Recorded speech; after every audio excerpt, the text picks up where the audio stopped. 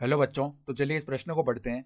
उस बिंदु के निर्देशांक ज्ञात कीजिए जहां बिंदुओं 5,1,6 तथा 3,4,1 से होकर जाने वाली रेखा YZ समतल को काटती है।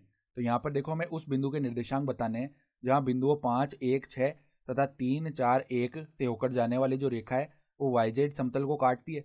तो प्रश्न में आगे बढ़ने से पहले इस प्रश्न से संबंधित जो मुख्य अवधारणा है उसकी हम चर्चा कर लेते हैं। तो देखो, मुख्य अवधारणा देखो क्या हो जाएगी। बिंदु बिंदु x1, y1, z1 से होकर जाने वाली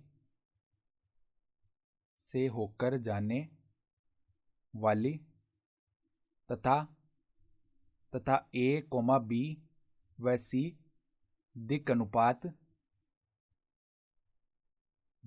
अनुपात वाली रेखा का समीकरण क्या होता है। वाली रेखा का समीकरण किस प्रकार से लिखते हैं हम। L बोल दें अगर रेखा तो x माइनस x1 बट्टा में a बराबर में y माइनस y1 बट्टा में b बराबर z माइनस z1 बट्टा में c बराबर में लेमडा। ये होता है रेखा का समीकरण। तो अब देखो, हमारे पास में बिंदु तो दो दिए हुए हैं, तो हम दिक् अनुपात भी लिख सकते हैं रेखा का। कैसे? x2 minus x1, y2 minus y1 और z2 माइनस z1, ये आ जाएंगे दिक् अनुपात। तो अगर दिक् अनुपात लिखें तो a बराबर में क्या आएगा, 3 माइनस में 5 यानी माइनस का 2। फिर b बराबर में लिखें तो 4 माइनस 1 यानी कि 3, और c बराबर क्या आएगा, 1 माइनस 6 यानी कि माइनस का 5। तो बिंदुओं को संगत घटा दिया परस्पर, x निर्देशांक, y निर्देशांक और z निर्देशांक। और कोई भी एक बिंदु ले लेते हैं तो x1 आ गया 5, y1 आ चुका है 1 और z1 आ चुका है 6। तो अब अगर हम रेखा का समीकरण लिखें तो वो क्या बन जाएगा, x माइनस 5 बट्टा में माइनस 2 बराबर में y माइनस 1 बट्टा में 3 बराबर में z माइनस 6 बट्टा में माइनस 5 बराबर में लेमडा। अब देखो, हमें क्या बताया गया है कि ये जो रेखा है ये YZ समतल को काटती है। ठीक है, तो जिस बिंदु पर काटेगी YZ समतल को, उस बिंदु पर इसका x निर्देशांक शून्य होगा, क्योंकि YZ समतल पर जो है x निर्देशांक शून्य होता है। तो यहाँ पर हम क्या करते हैं, x निर्देशांक निकाल लेते हैं। क्या आएगा, -2 लेमडा प्लस 5। y निर्देशांक क्या आ जाएगा, 3 लेमडा प्लस में 1। z निर्देशांक क्या आ जाएगा, -5 लेमडा प्लस 6। ठीक है, तो देखो, यह रेखा L यदि YZ समतल को काटे